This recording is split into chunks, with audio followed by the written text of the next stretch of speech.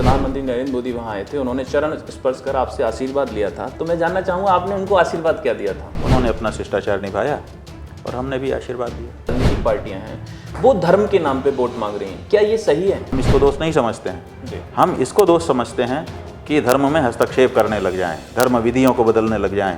कि केदारनाथ के सोने को लेकर हम बात करते हैं, जिस लोगों ने छापा है अपने अपने अखबार में, सबने उस टेलीविजन पे चलाया है, उसमें तो ये भी कि हम तो 2 किलो कम ही कह रहे हैं। गोविंद सरस्वती कौन है? उनको कोई पीछे से शह दे रहा है, मोहरा बना रहा है और वो मोहरा बन करके सस्ती लोकप्रियता हासिल करने के लिए कुछ भी बोल रहा है। कुछ हम सरकार है धीरेन्द्र कृष्ण शास्त्री, वो हिंदू राष्ट्र की मांग करते हैं, हिंदू राष्ट्र की बात करते हैं, तो आप उनके बारे में क्या कहना चाहेंगे?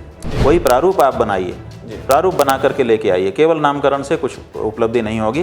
इस नेम प्लेट को लेके आप मतलब क्या ये आदेश जो है सही है या गलत है? मुसलमानों के पक्ष में हम नहीं बोल सकते जी, क्योंकि हम तो सनातनी हैं, सनातन हम तो हिंदू हैं। मोदी सरकार को आप 100 में से कितने नंबर देंगे? केवल एक गौ रक्षा का बिल लेकर के आ जाएं और उसको पास कर दें। नमस्कार, डेली 24 भारत में आपका स्वागत है। मैं हूं दीपक शर्मा। आज हमारे साथ मौजूद हैं सनातन धर्म के सर्वोच्च पद पे आसीन शंकराचार्य, ज्योतिर्मठ के शंकराचार्य अभिमुक्तेश्वरानंद जी महाराज जी।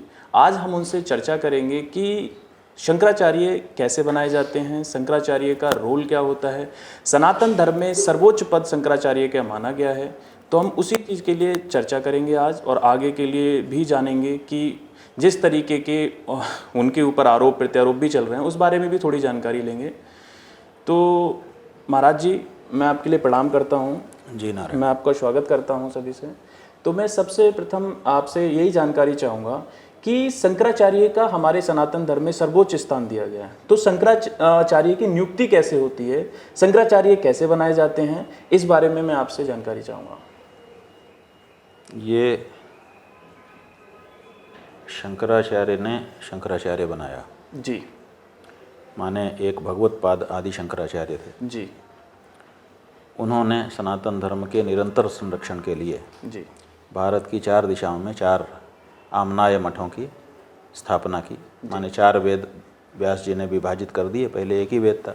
जी, तो शंकराचार्य जी ने सोचा जब 4 वेद हो गए जी। हैं तो 4 गुरु चारों दिशाओं में विराजमान होकर के सनातन धर्म की रक्षा करें। जी, और इसके लिए भारत की 4 दिशाओं में 4 आमनाय मठों की स्थापना करके उन्होंने एक मठामनाय महानुशासन लिखा जी, और कहा कि ये परंपरा चलती रहेगी और जिस समय जो इस पर अभिषिक्त होगा पीठ पर जी, वो मेरा ही रूप समझा जाएगा। इसीलिए आज भी शंकराचार्य जो आते हैं पीठ पर उनको शंकराचार्य कहा जाता है। जी, तो उन्होंने जो परंपरा जो विधि अपनाई जी, उसी विधि को परंपरा स्वीकार किया गया। उन्होंने अपने अनेक शिष्यों में से जी, 4 शिष्यों को सुयोग्य पाया जी, और उन्होंने यहाँ पर ये होगा, यहाँ पर ये होगा, यहाँ पर ये होगा, यहाँ पर ये होगा, इस तरह से अभिषेक करके स्थापित कर दिया। जी, तो यही परंपरा बन गई कि जो वर्तमान जगत गुरु शंकराचार्य जिस पीठ पर होगा जी, वो अगले शंकराचार्य अपने शिष्यों में से किसी एक को जिसको सुयोग्य समझता होगा उसको नामित करेगा और उस आचार्य के अंत में अभिषेक किया जाएगा। तो यही परंपरा हमारे यहाँ चली आ रही है। ये गुरु शिष्य परंपरा कहा जाता है। गुरु शिष्य जो परंपरा है वो अभी तक चली आ रही है। जी, ठीक है महाराज जी, मैं थोड़ा सा आपके बचपन काल से लेके, जैसे आपने 5 साल की उम्र पे जब निकले थे तो गुजरात में आपकी जैसे शिक्षा आपने आगे करने के बाद फिर बनारस आए थे, मैं उस बारे में थोड़ा सा डिस्कस विस्तार से जानना चाहूँगा। कैसे कैसे आप आगे गए, कैसे क्या हुआ आगे के लिए, आपके जो जीवन का काल है उस बारे में थोड़ा सा जानना चाहूँगा। देखिए क्या विशेष हम बताएं, जी, आप जानना चाहते हैं तो सामान्य रूप से हम बताएंगे कि लगभग 10 वर्ष की जब हमारी उम्र थी जी, तो चूँकि हमारी कुंडली में ऐसे योग थे जी, जिससे जिससे ये फलादेश किया गया था ज्योतिषियों के द्वारा जी, कि 12 वर्ष में ही ये बच्चा समाप्त हो जाएगा। माने ये किसने 12 वर्ष की उम्र होगी। जो ज्योतिषी रहे होंगे, ज्योतिष जो रहे थे, जब हमारा जन्म हुआ होगा उस जी। समय जो ज्योतिषी रहे होंगे उन्होंने कुंडली बनाई होगी जी, और कुंडली में योग रहते हैं, उनके आधार पर उन्होंने कहा कि ये मार्केश बन रहा है और प्रबल मार्केश है तो ये चला जाएगा, जी, 12 वर्ष में अंत हो जाएगा। जी, तो 10 वर्ष के जब हम हुए तो हमारे माता पिता ने हमको हम उत्तर प्रदेश में थे, जी, वहाँ से गुजरात ले गए और वहाँ पर एक बड़ौदा शहर है, जी, वहाँ काशी विश्वनाथ का मंदिर है, जी, वहीं पर एक महंत जी थे, उनको सौंप दिया। जी तात्पर्य ये था कि भगवान शिव के चरणों में हम सौंप दे रहे हैं। जी पुराणों में ये कथा है कि अल्पायुष्य थे मार्कंडेय ऋषि, और भगवान शिव की कृपा से वो दीर्घायुष्य हो गए, अमर हो गए एक तरह से। जी।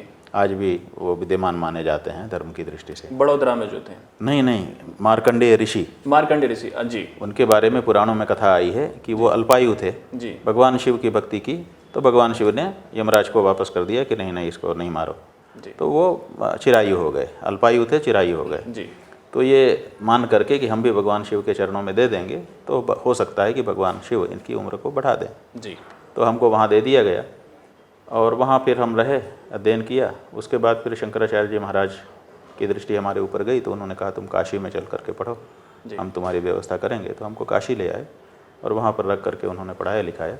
हम उनकी सेवा में लगे रहे। फिर समयानुसार उन्होंने आज्ञा की कि तुम ब्रह्मचारी हो जाओ, फिर ब्रह्मचारी हो गए। फिर कहा सन्यासी हो जाओ, सन्यासी हो गए। फिर कहा कि ये दायित्व संभालो, तो वो संभालने लगे। और अंत में उन्होंने इस दायित्व के लिए कहा, तो उनके आदेश को मान करके, उसके आदेश अनुसार जो अभी आप आसीन हैं उस आदेश के लिए मान रहे हैं, यही है। ठीक है। थोड़ा सा हम आगे बढ़ेंगे। अभी फ़िलहाल में कुछ समय पहले अनंत अंबानी की शादी हुई थी, तो आप मुंबई गए थे। शादी के दौरान पे प्रधानमंत्री नरेंद्र मोदी वहाँ आए थे, उन्होंने चरण स्पर्श कर आपसे आशीर्वाद लिया था। तो मैं जानना चाहूँगा आपने उनको आशीर्वाद क्या दिया था? देखिए, ये तो एक शिष्टाचार है जी प्रधानमंत्री जी ने देखा कि हम भी वहाँ हैं, जी तो उन्होंने आकर के चरण वंदना की। जी तो हम ये नहीं मानते हैं कि वो कोई झुक गए या कोई छोटापन महसूस कर लिया। हम ये मानते हैं कि उनका शिष्टाचार है, जी। उन्होंने अपना शिष्टाचार निभाया और हमने भी आशीर्वाद दिया। तो उनको आशीर्वाद में आपने क्या ऐसा, मतलब आशीर्वाद क्या दिया उनके लिए? देखिए, आशीर्वाद का मतलब यह है कि जो हमारे लोग थे, जी हमारे साथ के जो हमारे सहयोगी रहते हैं, जी तो वो लोग ये मान रहे थे कि इनके मन में कड़वाहट होगी, ये तो आएंगे नहीं। जी तो उन्होंने कोई प्रसाद वगैरह हमारे पास रखा नहीं था जी कि अगर प्रधानमंत्री पास में आए तो उनको दिया जाए। हम लोग प्रायः जो पास में आता जी। है उसके हाथ में तुलसी दल ही सही जी देते हैं कि खाली हाथ हमारे पास से आया हुआ व्यक्ति न जाए। तात्पर्य ये होता है, उसी में भावना मिला दी जाती है अपनी, जी आशीर्वाद जिसको कहते हैं। तो वो जब आए तो हमारे लोगों ने तो कुछ रखा नहीं था, क्योंकि उनको शायद मन में नहीं रहा होगा कि ये आएंगे, व्यवस्था वही लोग करते हैं। जी तो हमने देखा कि ये आ रहे हैं और हमारे पास तो ये इन लोगों की तरफ देखा तो कुछ था नहीं। जी तो हमने अपने गले की जो हमारे माला थी उनको वही आशीर्वाद हमने निकाला और निकाल करके आशीर्वाद स्वरूप उनको पहनाया। ये गले की माला जो अत्यंत प्रिय शिष्य होता है, भक्त होता है, उसको दी जाती है। तो हमको वो प्रिय हैं, हमने उनको दिया। उसी क्रम में जब आप मुंबई थे तो उसके शायद दूसरे दिन आप उद्धव ठाकरे जी के घर पे भी गए थे, और उद्धव ठाकरे को लेके एक आपका बयान भी आया था कि उनके साथ विश्वासघात हुआ है। तो मैं थोड़ा सा विस्तार में जानना चाहूँगा कि उद्धव ठाकरे के प्रति, जैसे एक वो हिंदुत्व को प्रति फॉलो करते हैं, वो लगातार रहे थे, उस बयान के बारे में जैसे लगातार लोग सवाल जवाब कर रहे हैं, तो मैं थोड़ा सा विस्तार से जानना चाहूँगा उद्धव ठाकरे जी के लिए। नहीं, ऐसा था कि उद्धव ठाकरे से मिलने का तो हमारा कोई तात्पर्य नहीं था। जी उद्धव ठाकरे जी के यहाँ से हमारे यहाँ प्रार्थना आई जी कि वो अपने घर में चरण रखवाना चाहते हैं।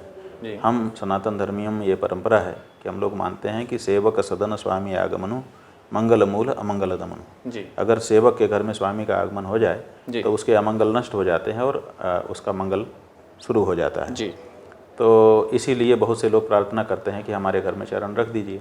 तो हम लोग जहाँ समय रहता है तो चले जाते हैं।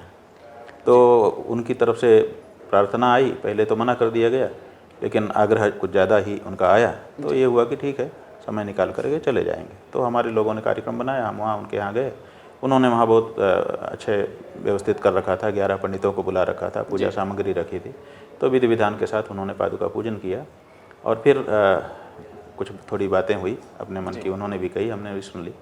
और फिर हम वहाँ से निकले। फिर वहाँ पत्रकार बाहर दरवाजे के बाहर खड़े थे, तो वो लोग बात करना चाहते थे, तो गाड़ी को रोक लिया गया। फिर उन्होंने कहा कि बात करना चाहते हैं, बहुत सारे थे। तो उनका आग्रह देख करके हमने कहा ठीक है, आप बात कर लीजिए जी। तो उन्होंने पूछा कि आप अभी बाला साहब के यहाँ गए थे, क्या है आपकी बात? तो जो मन में हमारे बात थी वो हमने कह दिया। बात क्या थी कि हमारे मन में पहले से भी प्रसंग आने से जानकारी तो होती ही रहती है। जी तो कुछ जानकारी तो थी ही, और फिर कुछ उन्होंने उस समय बताया, अपने मन की बात भी बताई होगी, मन जब की वो आपसे बात भी मिले होंगे। बताई, तो उससे भी ताज़ा हुआ जी और हमने ये कहा कि उनके साथ विश्वासघात हुआ है। जी। और क्योंकि एक शिष्य विश्वासघात के जो प्रति है, आपने देखा होगा, उनकी जो मन की पीड़ा होगी वो आपने जी, देखी होगी, जी। और जो शिष्य के प्रति एक पीड़ा थी वो आपने अपनी जी बात रखी। जी, तो विश्वासघात जो है जी वो हमारे मन में ये चल रहा था जी कि विश्वासघात जो है वो हिंदू धर्म में बड़ा पाप माना गया है जी और हम अपने हिंदुओं को इसी बहाने से सचेष्ट करें जी, कि विश्वासघात करने से बचना चाहिए। बचना चाहिए। तो हमने सोचा कि ये पूछ ही रहे थे, इतना सोचा भी नहीं, जी अभी तो कह रहे हैं कि सोचा, लेकिन उस समय तो सहज में जो बात मन में थी वो निकली और हम चले आए और उसके बाद से चर्चा बहुत आगे बनी हुई है। अब आप ये पूछना चाहें अगर कि हमने विश्वासघात क्यों कहा, जी तो बहुत से लोग ये लगा रहे हैं कि भाजपा के साथ उन्होंने जो गठबंधन तोड़ दिया जी उसको हम विश्वासघात कह रहे हैं। जी हम उसको विश्वासघात नहीं कह रहे हैं, क्योंकि पार्टियां हैं गठबंधन में, कभी आती हैं कभी अलग हो जाती हैं। आपसी उनका हालांकि उनका बहुत पुराना गठबंधन था, 25-30 साल पुराना गठबंधन था। तोड़ने पर सबको अच्छा नहीं लगा, क्योंकि हिंदू पार्टी के प्रति हम लोगों की भावना रहती है, भाई हम भी हिंदू हैं, हम कोई भी हिंदू पार्टी है।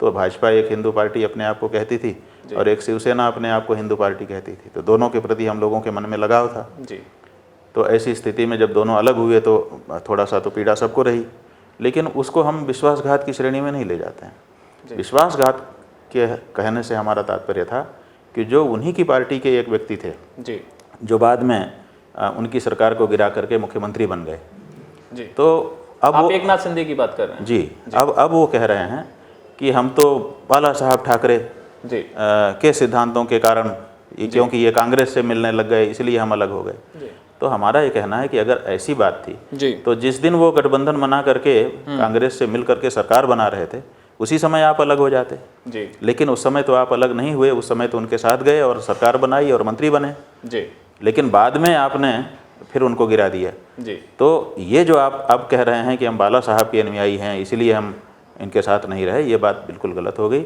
आप तो बाला साहब के अनुयायी थे कि नहीं थे, लेकिन उद्धव ठाकरे के अनुयायी तो आप थे। जी वो जो कर रहे थे उसको सही मान करके उनके साथ जा रहे थे और सरकार बना रहे थे, मंत्री भी बने थे। तो बाद में आपने विश्वासघात किया, तो हमारा आशय इस बात से है। एक आपका मतलब जो था वो एकनाथ शिंदे को लेके था, एकनाथ शिंदे ने उनके साथ में जो किया उन्होंने ही किया ना, जो जी सरकार गिरा दी, चलती हुई सरकार गिरा दी। महाराष्ट्र से उड़ करके कुछ विधायकों को लेकर के दूसरे प्रदेश में चले गए, वहाँ जा करके होटल में रहे, गुणागणित करते रहे, फिर अपनी सरकार बनाई। ये सब क्या था? विश्वासघात की श्रेणी में इसको हम मान रहे हैं।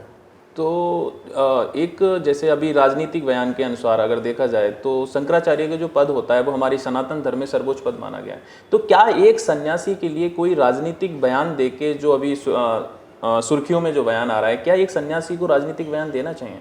नहीं, ठीक है, एकदम सही है कि सन्यासी को राजनीति से क्या लेना देना है जी, लेकिन विश्वासघात से तो लेना देना है।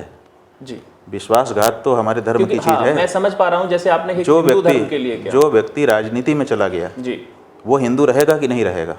जी और क्या उसको हिंदू बने रहना चाहिए कि नहीं बने रहना चाहिए? जी जो हिंदू मूल्य हैं, सनातन मूल्य जी। हैं, धार्मिक मूल्य हैं, जी क्या वो राजनीतिक बनते ही समाप्त हो जाएंगे? जी तो हमारा जो कथन का तात्पर्य है, हम राजनीति में ज़्यादा नहीं जा रहे जी। हैं, हम इसमें जा रहे हैं कि एक राजनीतिज्ञ को भी अपना जो हिंदुत्व, उसका व्यक्तिगत हिंदुत्व है, उसको बनाए रखना चाहिए और विश्वासघात जैसा कार्य नहीं करना चाहिए। हाँ बिल्कुल बिल्कुल। मैं तो हम राजनीति नहीं बोल रहे हैं, हम धर्म बोल रहे हैं। लोग इसको राजनीति कह रहे हैं क्योंकि इसमें राजनेता का नाम आ रहा है, इसमें तूल दिया जा रहा है, इसमें एक राजनेता का नाम जुड़ गया, जिस वजह से राजनीति का रूप दे दिया, इसलिए राजनीतिक रूप दिया जा रहा है। हम धर्म ही बोल रहे हैं, आप धर्म के प्रति। जी ठीक है। इसी बारे में जैसे लगातार लोग इस तरीके की सुर्खियां भी करते हैं कि आप एंटी मोदी कहे जाते हैं। इस तरीके का, क्या एंटी मोदी अगर कहे जाते हैं? क्योंकि जो एक फंक्शन में देखा गया कि नरेंद्र मोदी ने ऑलरेडी जिस तरीके से आपको प्रणाम किया, जिस तरीके से चरण स्पर्श किया, तो मुझे नहीं लगता कि मोदी जी के प्रति, मोदी जी के लिए आपके प्रति कोई ऐसी भावना है। इस तरीके के रूमर्स क्यों आ रहे हैं कि आप एंटी मोदी कहलाए जाते हैं? असल में जी बहुत से लोग हैं ना, तो सबके अपने अपने उद्देश्य होते हैं। जी तो वो चाहते हैं कि इनको जुड़ने ना दें। जी, बात ये है कि हमारे भी तो बहुत से लोग हैं, समझ रहा हूँ मैं। संत हैं, महात्मा हैं, जी जुड़े हुए हैं। सबके मन में कहीं इनसे न जुड़ जाएं मोदी जी, जी। प्रणाम कर लिया, इसके पीछे कहीं जुड़ ना जाएं। इसके पीछे भी एक राजनीति कारण हो सकता, क्यों इसमें क्या दिक्कत है? जी राजनीति में तो परिस्थितियों से ही निकाल करके समझा जाता है कि क्या हो रहा है। बॉडी लैंग्वेज ही तो सब कुछ कहती है। बिल्कुल। जब प्रधानमंत्री वहाँ से उठे, आकर के उन्होंने प्रणाम किया, आशीर्वाद प्राप्त किया, तो कई लोगों को लगने लगा कि कहीं इनकी तरफ जो झुकाव नहीं हो रहा जी। है, इसलिए तुरंत इस बारे में मोर्चा खोलो, कहीं इनका झुकाव इस तरफ ना हो जाए। और अगर हो गया और वो सच अगर हो जाएगा तो ये सच बोलने लगेंगे, तो हमने जो झूठ बता करके बहुत सारा माहौल खड़ा कर रखा है वो सब ध्वस्त हो जाएगा। बिल्कुल। जैसे अभी हम लोग धर्म, राजनीति और उस चीज़ में बात कर रहे हैं, तो जैसे हम राजनीति की बात कर रहे हैं, इस समय पे जो करंट में जो पार्टियां हैं, राजनीतिक पार्टियां हैं, वो धर्म के नाम पे वोट मांग रही हैं। क्या ये सही है? क्योंकि आप एक सनातन धर्म के सर्वोच्च पद पे आसीन हैं, तो क्या जो जितनी भी राजनीतिक पार्टियां हैं वो धर्म के नाम पे वोट मांगती हैं? सचिव वैद गुरु तीन जो जी। प्रिय बोलहि भय आस, राज धर्म तन तीन कर होई बेग ही नाश। तो जब गुरु जी भय खाएगा अपने चेले से जी और सच बोलना छोड़ देगा तो क्या होगा? राज का नाश होगा। जी आप सच्ची बात को सुनने नहीं दोगे, उल्टा भर दोगे राजा को, शासक को, तो उसका परिणाम तो उसी को भोगना पड़ेगा। तो ये एक बात है, हम जहाँ तक समझ पा रहे हैं कि लोग ये नहीं चाहते हैं कि प्रधानमंत्री के कान में सच्ची बात जाए, और इसीलिए हमारे पीछे पड़ जा रहे हैं। जी। हमारा ये कहना है कि राजनीतिक पार्टियां जो हैं वो जन भावना को उठाती हैं। जी। जन भावना जो होगी, अगर धर्म भावना है तो धर्म भावना को भी उठाएंगी, अगर धर्म भावना को नहीं उठाएंगी तो ये धर्म भावना भी तो जन भावना है। जी। तो इसलिए जन भावना को उठाना उनका काम है। अगर जनता की धर्म भावना है तो धर्म भावना को भी वो उठाएंगी। तो हम इसको दोष नहीं समझते हैं। जी। हम इसको दोष समझते हैं कि धर्म में हस्तक्षेप करने लग जाएं, धर्म विधियों को बदलने लग जाएं, जो धर्माचार्य जहाँ के लिए तय है उसको क्षेत्राधिकार को आत्मसात करने लग जाएं। ये गलत है जी। लेकिन जो जनभावना है उस जनभावना को तो आपको समझना ही पड़ेगा, तभी आप राजनीतिज्ञ हो पाएंगे, नहीं तो हो ही नहीं पाएंगे। हाँ, जैसे धर्म के नाम पे जो वोट मांगते हैं, उस तरीके की जो पार्टियां हैं उनके लिए समझना होगा कि जिस तरीके से आपने अभी विश्लेषण किया, तो मैं सबसे पहले एक धर्म के नाम पे जब चल रहा है तो अपने बागेश्वर धाम सरकार हैं धीरेन्द्र कृष्ण शास्त्री, वो हिंदू राष्ट्र की मांग करते हैं, हिंदू राष्ट्र की बात करते हैं, तो आप उनके बारे में क्या कहना चाहेंगे? नहीं, जो हम किसी व्यक्ति के बारे में तो ज़्यादा बोलते नहीं हैं जी, लेकिन सिद्धांत की बात कह सकते हैं। हमारा ये कहना है कि हिंदू राष्ट्र से उपलब्धि क्या होगी, क्या प्रारूप होगा। जी, कोई प्रारूप लेकर के आइए कि हमारा हिंदू राष्ट्र आज के राष्ट्र से इस तरह से अंतर होगा, इसमें ये मतलब विशेषताएं, अंतर जानना चाहते हैं। तो हम चाहते हैं कि हिंदू राष्ट्र में और आज वाले राष्ट्र में कौन कौन से भेद हैं, क्या क्या विशेषताएं हैं। कोई प्रारूप आप बनाइए, प्रारूप बना करके लेके आइए। केवल नामकरण से कुछ उपलब्धि नहीं होगी, उसका प्रारूप होना चाहिए। क्या हिंदू राष्ट्र में हिंदू धर्मशास्त्रों के अनुसार संचालन राज्य का होने लग जाएगा? क्या गाय उसमें रक्षित हो जाएगी? क्या उसमें जो हमारे वेद हैं, जो हमारे शास्त्र हैं, उनका सम्मान होने लग जाएगा? क्या हमारे मंदिरों से सरकारें हट जाएंगी? क्या हमारी गंगा अविरल बहने लग जाएगी? ये सब कुछ तो प्रारूप लेके आइए।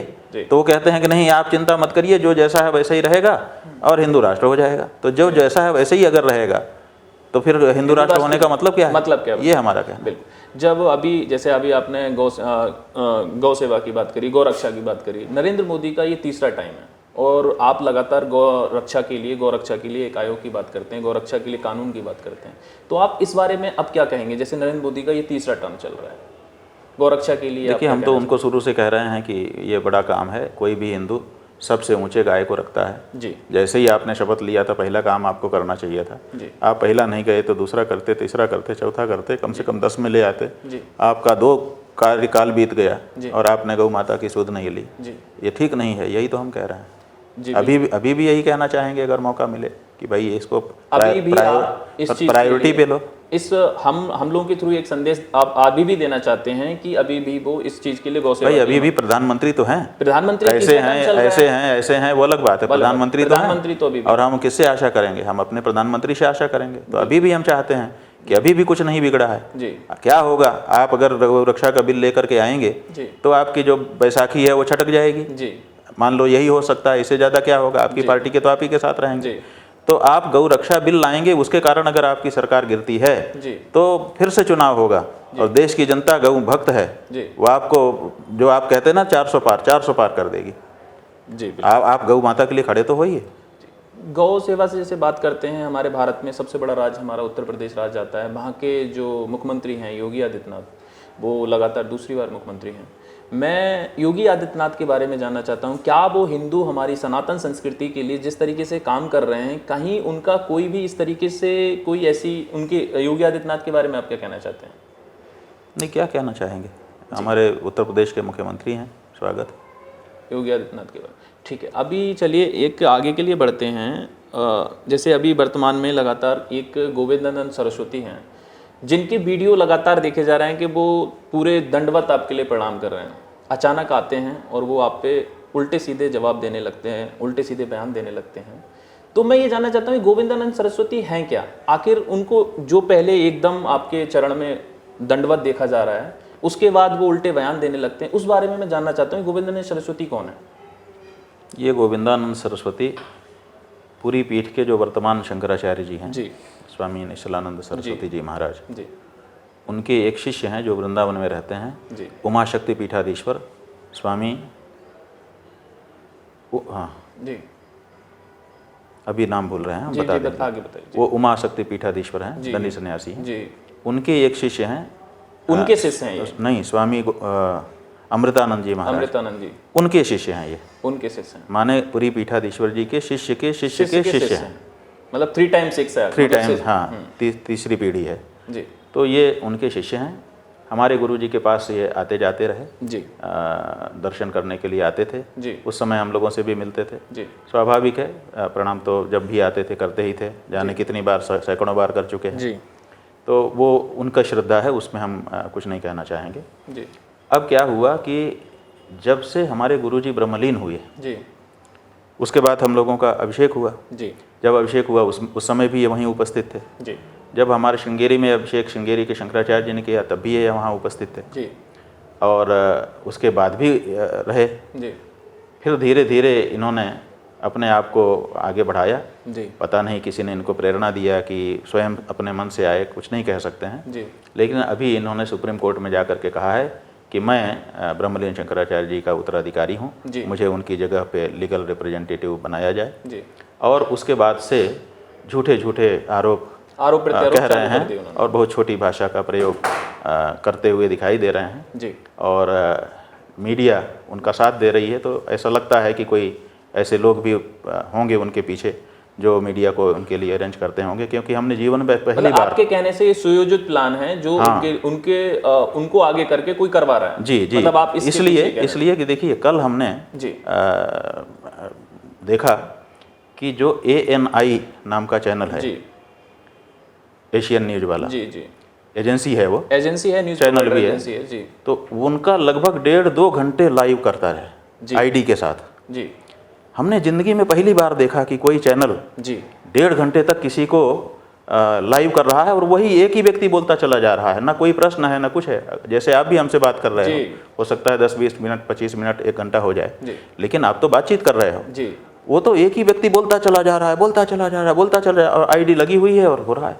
जीवन में पहली बार हमने देखा जी। कि ऐसा भी कोई न्यूज़ का नेटवर्क किसी को मौका देता है और उसको लाइव अपने चैनल पर करता है। तो ऐसे तो नहीं कर सकता है। जी। और वो ऐसी कोई बातें भी नहीं बोल रहे थे कि बहुत विशेष बातें हों जिसके कारण ऐसा करना पड़ जाए, लाइव टेलीकास्ट करना पड़ जाए। जी। वो तो कुछ भी उल जलूल बोल रहे थे जिनका कोई सिर नहीं है, कोई पैर नहीं है। मतलब जो लेकिन फिर भी उनको अगर ये चैनल इतना मौका दे रहे हैं, जी, इसका मतलब है कि उनके पीछे कोई है।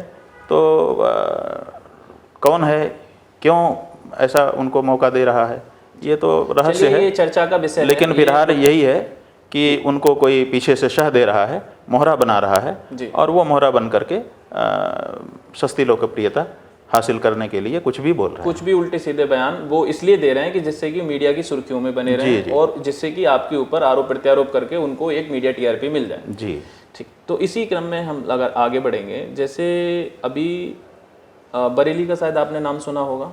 बरेली में एक मौलाना है तौकीर रजा, उसने एक सामूहिक विवाह का आयोजन करने के लिए प्रशासन से अनुमति मांगते हैं।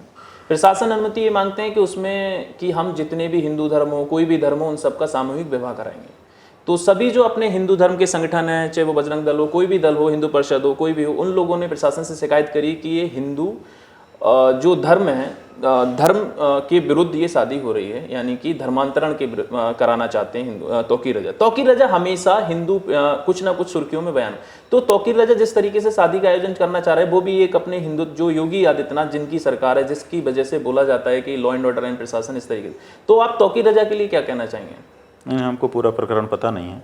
आपको इस बारे में अभी प्रकरण में तौकीर रजा के प्रकरण जानकारी नहीं के बारे में जानकारी नहीं है, ठीक है। तो थोड़ा सा एक और भी, जैसे अभी आपने एक बयान वैसे मैंने मीडिया के कई सारे आपके इंटरव्यू देखे, उसमें आपने जवाब भी दिया था कि केदारनाथ के सोने को लेकर हम बात करते हैं, जिसमें 228 किलो सोना जो है वो गायब है। जब आपसे पूछा जाता है तो आप मीडिया के हवाला देते हैं, बट ये बवाल जो है केदारनाथ समिति आपके ऊपर आरोप लगा रही है कि आपने ये किस साक्ष्यों के आधार पर, किस आधार पर किया। तो मैं थोड़ा सा ब्रीफ इसके बारे में भी जानना चाहूँगा कि आप मतलब ये कैसे पता चला आपके लिए, या मीडिया सुर्खियों से ही पता चला, मीडिया की रिपोर्ट्स के अनुसार आपने बयान दिया था, या सच में ऐसा क्या हुआ वहाँ? नहीं, ऐसा है कि जो मीडिया है जी, एक मीडिया, दो मीडिया, कोई एक दो घराने, एक दो चैनल, एक दो अखबार जी, अगर कोई बात कभी छापते हैं तो उस पर व्यक्ति संदेह कर सकता है जी।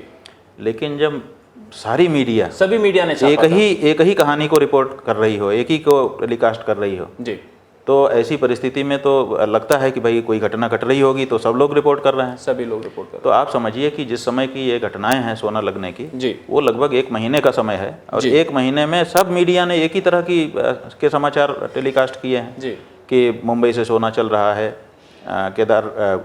गौरी कुंड आ चुका है, वहाँ से 18 कचरों में लद करके जा रहा है, फिर वो लग रहा है, फिर लग चुका है, लकदक हो चुका है केदारनाथ, और फिर ITBP की सेना वहाँ पर आकर के उसकी सुरक्षा कर रही है। ये सब समाचार छापे जाने का मतलब है कि वहाँ कुछ हो रहा था। और 230 किलो सोना सब लोगों ने छापा है अपने अपने अखबार में, सबने उस टेलीविज़न पे चलाया है। उसमें तो ये भी कि हम तो 2 किलो कम ही कह रहे हैं जी, आपने हमने तो 228 किलो कहा है, लेकिन जो मीडिया की रिपोर्ट है वो 230 किलो की है। 230 किलो की। तो 230 किलो 2 किलो ज़्यादा ही हमसे, जितना हम कह रहे हैं उससे ज़्यादा ही, जब पूरी मीडिया में, मास मीडिया में, अल्टरनेटिव मीडिया में, सब में रिपोर्टेड है जी। तो ऐसी परिस्थिति में वहाँ कुछ तो हो रहा था। और कमेटी की ओर से उस समय जब ये सब मीडिया रिपोर्ट कर रहा था उस समय किसी ने खंडन नहीं किया है, तो इसका मतलब है कि घटना घट रही थी जी। और अब वहाँ पे सोना नहीं है, सोना नहीं है। अब वहाँ पर लोग कह रहे हैं कि भाई कहाँ है, तो स्वाभाविक है कि सोना आया था, ये तो रिपोर्टेड है, सोना नहीं है ये भी रिपोर्टेड है, तो कहाँ गया वो सोना? ये सवाल उत्पन्न होता है। ये भी कि सोना निकल के गया कैसे, किस रास्ते? वही बात है कि ये जो सवाल है ये हर जनता के मन मस्तिष्क में है, और जितना देर कर रहे हैं उतना ही और ज़्यादा घर करता चला जा रहा है, क्योंकि जांच भी नहीं करा रहे हैं जी। जांच भी करा लेते तो कुछ था, तो इतने बार जांच की मांग हुई, जांच भी नहीं करा रहे हैं।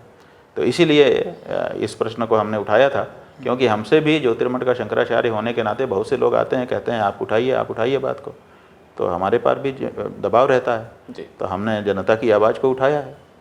आपने जो जनता की आवाज़ थी, जब क्योंकि उत्तराखंड से रिलेटेड है, ज्योतिर्मठ के आप पीठाधीश्वर हैं यानी शंकराचार्य हैं, नहीं, जो केदारनाथ से हमारा सीधा संबंध है। शंकराचार्य जी ने केदारनाथ में मंदिर स्थापित किया है जी। और वहाँ से चल रहा है, तो सीधे हमारा संबंध है। वहीं पे शंकराचार्य जी की समाधि है, तो बिल्कुल हम प्रतिवर्ष वहाँ पर जाते हैं पट खुलते समय। तो आगे के लिए जैसे 20 अगस्त के लिए एक दिल्ली में धर्म संसद का आयोजन किया जा रहा है, आपको उसके बारे में जानकारी है? हमको बताया गया कि कोई आनंद स्वरूप हैं हरिद्वार के जी। वो कह रहे हैं कि 20 अगस्त को हम लोग यहाँ पर संसद करेंगे, जी। सब संत महात्मा उसमें इकट्ठा होंगे और हमको घेरने के लिए वो संसद की जा रही है। जो संसद की जा रही है उसमें महामंडलेश्वर ये सभी लोग बुलाए जा रहे हैं, जितने जूना अखाड़े या जो भी हैं। तो जब संसद की, जब सनातन धर्म में सर्वोच्च पद पहले से ही घोषित है कि शंकराचार्य आप हैं, शंकराचार्य की आपने बताया भी कि शंकराचार्य की नियुक्ति, जो आप शंकराचार्य, आप भी नेक्स्ट जो भी आपने किसी को भी तो फिर ये धर्म संसद करने का मकसद क्या है? नहीं, आप बताइए कि जब संसद गठित होती है जी, तो राष्ट्रपति के अभिभाषण के बिना संसद शुरू हो सकती है? बिल्कुल नहीं। तो सनातन धर्म के राष्ट्रपति तो शंकराचार्य हैं जी। तो शंकराचार्य के अभिभाषण के बिना कैसे संसद शुरू हो जाएगी? 4 शंकराचार्य हैं। 4 शंकराचार्य। 4 शंकराचार्यों में जो दिल्ली है वो उत्तराम नाय के क्षेत्र में आता है जी। उत्तराम नाय के शंकराचार्य हम हैं जी। तो बिना हमारे अभिभाषण के कैसे संसद शुरू हो जाएगी? उसको क्या मान्यता है? आप वहाँ कोई भी बैठक करो उसको संसद नाम दे दो जी, ऐसे थोड़े होता है। ठीक है। इसी जैसे अभी यूपी सरकार में नेम प्लेट को लेके लगातार एक बवाल चल रहा है कि लगातार मीडिया में भी आपने सुना भी होगा कि नेम प्लेट जो बाहर कावड़ का जो रूट होता है उसमें योगी सरकार ने एक आदेश किया था, फरमान जारी किया था कि जितने भी जो लोग हैं यानी कि जो रेस्टोरेंट हैं या ढाबे हैं उन संचालकों के लिए अपनी नेम प्लेट लगानी होगी कि वो अलग नाम से यानी कि धर्म के नाम से जिससे कि वो हो, लेकिन बाद में बवाल होता है इस चीज़ें। तो इस नेम प्लेट को लेके आप मतलब क्या ये आदेश जो है सही है या गलत है, इस पर क्या? देखिए, इसमें आधा आधा हमारा मत था, हमने पहले ही व्यक्त कर दिया था। हमारा ये कहना था कि जो कांवड़िए हैं, जो सनातन धर्मी है, उसको अपनी पवित्रता की रक्षा करने का पूरा अधिकार है जी। और अगर कोई पवित्रता की रक्षा के लिए प्रयास करता है जी। या कोई सरकार भी अगर ऐसा कोई आदेश करती है तो वो अच्छा है, स्वागत योग्य है जी। लेकिन अपनी पवित्रता की रक्षा के लिए जी वर्ग विद्वेष फैलाना उचित नहीं है।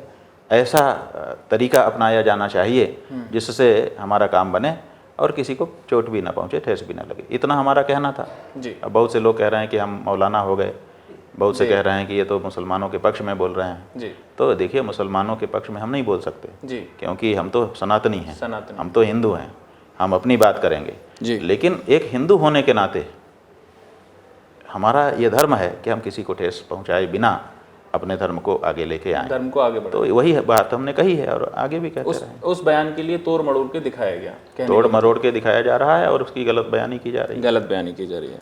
जैसे वर्तमान में भारत युवाओं का देश है अपने, तो इस समय जितने भी युवाएं हैं वो नशे की तरफ आगे को ज़्यादा बढ़ते हैं। उन युवाओं के लिए आप क्या संदेश देना चाहते हैं? देखिए, नशा जो है वो नाश का मूल है जी। नशा करके कोई भी व्यक्ति आज तक उबर नहीं सका। एक बार नशे के कुएं में आप उतर गए जी, तो फिर आपकी ज़िंदगी तबाह होना ही होना है जी। कोई भी नशे से निकल करके बाहर नहीं आ सका। कैंसर से निकल करके युवा बाहर आ चुके हैं जी। युवराज जैसे खिलाड़ी जी।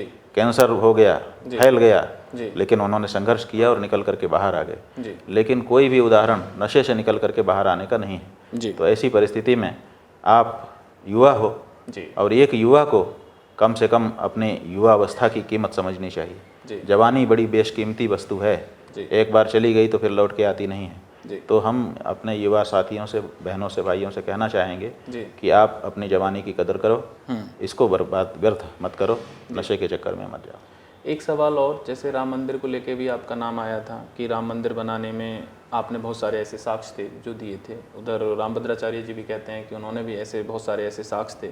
फिर मंदिर निर्माण को लेके, पूजन के दौरान पे लेके भी ये था कि मंदिर जब तक पूर्ण निर्माण नहीं होता है तब तक उसका पूजन शिलान्यास नहीं किया जाता। उसको लेके भी बहुत सारे बयान अलग अलग मीडिया में चलाए गए थे। तो मैं थोड़ा सा ब्रीफ जानना चाहता हूँ, क्या कोई भी मंदिर निर्माण, सपोज राम मंदिर एक हमारे आस्था का प्रतीक है, बहुत बड़ा पुराना से समय से चला रहा था, इस सरकार में उसके लिए कार्य पूर्ण तरीके से, भव्य तरीके से किया गया। तो कोई भी मंदिर निर्माण किया जाता है तो जब तक उसका पूर्ण यानी कि पूर्ण स्वरूप तैयार नहीं होता तब तक उसकी क्या हम पूजा नहीं कर सकते? नहीं कर सकते, क्योंकि पूजा करने के लिए पहले वहाँ से जो दोष हैं उनको हटाना पड़ेगा जी। जब कारीगर काम करता है जी तो वो वहाँ पर उसका तरीका अलग होता है जी। जूता पहन के भी जाता है, जूठा मीठा भी कर देता है जी। थूक भी देता है जी। पसीना भी गिरा देता है, बहुत कुछ होता है जी। तो वो अशुद्धि हो जाती है जी। जब तक वहाँ कार्य चल रहा है जी। तब तक वहाँ अशुद्धि है जी। और जब हम वहाँ पर पूजा करेंगे, प्रतिष्ठा करेंगे तो पूर्ण शुद्धि होनी चाहिए। तो इसीलिए 7 पुण्याहवाचन किए जाते हैं अलग अलग जगह पर, और तब जाकर के वो भूमि जब वो बन जाएगी, बनने के बाद जो इंजीनियर है, स्थपति, वो हैंडओवर करेगा कि अब आपका मंदिर बन गया, इसको लीजिए, अपना हैंडओवर करता हूँ, अब हम पूरे के लोग हट रहे हैं। फिर वो पूरा जब हट जाएगा तब पंडित आएंगे, तब वहाँ पर शुद्धिकरण करेंगे और शुद्धिकरण करके तब पूजा आरंभ होगी। तो जब काम चल ही रहा है तो शुद्धि कैसे होगी, और शुद्धि जब तक नहीं होगी तब तक प्रतिष्ठा कैसे होगी जी। चलिए, अंतिम सवाल मैं आपसे करता हूं, मोदी सरकार को आप 100 में से कितने नंबर देंगे? नहीं, मोदी सरकार को हम क्यों नंबर देंगे, हमारा काम नहीं। क्योंकि आप सनातन धर्म से, हमारे सर्वोच्च जो हिंदुस्तान हम तो ये कहते हैं कि हम तो देखिए 100 का 100 देने को तैयार हैं जी। वो केवल एक गौ रक्षा का बिल लेकर के आ जाएं और उसको पास कर दें। आप 100 में 100 नंबर देने के लिए तैयार हैं, लेकिन सिर्फ आपकी मांग है कि वो गौ रक्षा का बिल लेके आ जाए। ठीक है महाराज जी, आपने बहुत सही सवालों का हमारे साथ जवाब दिया है, हर सवाल का सही से जवाब दिया है आपने। सनातन धर्म किस तरीके से होता है उस तरीके को बात से बताया है। देखिए ये कहते हैं ना कि हमने मुसलमानों के पक्ष में बयान दिया जी। अभी बहुत हल्ला मचा रहे हैं लोग केवल बदनाम करने के लिए। जब ये लोग राम मंदिर बन रहा था जी तो राम मंदिर बनाने के लिए जो लोग इस समय खड़े हैं जी वो एक मुसलमान के हाथ की मिट्टी नींव में डलवाना चाहते थे। जी। ठीक है ना। कौन डलवाना चाहते थे? जो लोग इस समय मंदिर बनवा रहे हैं, जो समिति में जो बनवा रहे हैं, वही सब लोग इकट्ठे हैं, वो पूरा परिवार समझ लीजिए, सत्ताधारी दल का परिवार वो चलवाना चाहते। तो वो छत्तीसगढ़ से मिट्टी लेकर के चला जी मुसलमान जी कि हम जाएंगे और वहाँ राम मंदिर की नींव में मिट्टी डालेंगे जी। उसका प्रबल विरोध हमने किया था। ये छत्तीसगढ़ से जो मुसलमान थे जी जो चले थे, उसका प्रबल विरोध हमने किया जी कि मुसलमान के हाथ की मिट्टी हमको नींव में, राम मंदिर के नींव में स्वीकार नहीं है। जो छत्तीसगढ़ का मुसलमान है उसका राम मंदिर से क्या रोल था? वही कुछ रोल ही नहीं था। तो फिर छत्तीसगढ़ का मुसलमान क्यों वो इंद्रेश कुमार नाम के कोई संघ प्रचारक हैं, उनकी प्रेरणा पर वो चला हुआ था। इंद्रेश कुमार की जो संघ के हिंदू जो मुस्लिम लीग के प्रचारक, मुस्लिम मंच के समन्वयक हैं, उनकी वजह से, उनकी प्रेरणा से वो लेके चला। हमने कहा कि भाई ये हमारा मंदिर बन रहा है, ये जो है संसद, भारत की संसद नहीं बन रही है, धर्मनिरपेक्षता का सिद्धांत यहाँ लागू नहीं होगा, ये हमारा मंदिर है, मुसलमान के हाथ की मिट्टी हमको, हम 500 साल लड़ करके इनसे अब मंदिर पाए हैं, अभी भी नींव में इन्हीं के हाथ की मिट्टी होगी तो फिर हमारा मतलब क्या रहेगा। तो हमने प्रबल विरोध किया। उस प्रबल विरोध के कारण लगभग 2.5 करोड़ धमकियां हमको मिली। 2.5 करोड़ धमकियां, और गला काट लेने की धमकी मिली, ये मिली वो मिली, सब मिला हमको, बहुत गालियां मिली। तो हम ऐसा नहीं कि हम मुसलमान के पक्षधर हैं या हिंदू के पक्षधर हैं, जहाँ जो न्याय की बात होती है वो हम बोलते हैं। तो वहाँ हमारे मंदिर में मुसलमान के हाथ की मिट्टी का कोई शास्त्रीय नियम था नहीं, इसलिए हम वहाँ विरोध कर रहे थे। लेकिन यहाँ जहाँ तख्ती लगा रहे हो, तख्ती लगाने में कोई न कोई ठेस लगती है कि साहब ये हो रहा है, तो ऐसी परिस्थिति में हमने जहाँ जो उचित लगा वही वक्तव्य दिया है। हम कभी भी किसी के प्रति द्वेष की भावना रख करके कोई वक्तव्य नहीं देते हैं और किसी का पक्षपात भी नहीं करते हैं कि ये हमारा है तो इसलिए इसके दोष माफ़ करके बोल दो। हम चाहते हैं कि जो रीति नीति है उसी के अनुसार और जो न्याय है उसी के अनुसार बोला भी जाए और किया भी जाए काम। धन्यवाद महाराज जी, आपने जिस तरीके से विस्तार से पूरी अपनी बात रखी, पूरी बात बताई, सनातन में हमारे शंकराचार्य का रोल क्या होता है, नरेंद्र मोदी की सरकार के विशेष को बात करी, तो लगातार आप देख रहे थे मेरे साथ में, हमारे साथ जुड़े हुए थे ज्योतिर्मठ के शंकराचार्य अभिमुक्तेश्वरानंद महाराज जी। इन्होंने तमाम जिस तरीके के उनके ऊपर अर्नगल आरोप जो लगाए जा रहे थे उन पे भी बहुत तरीके से जवाब दिया।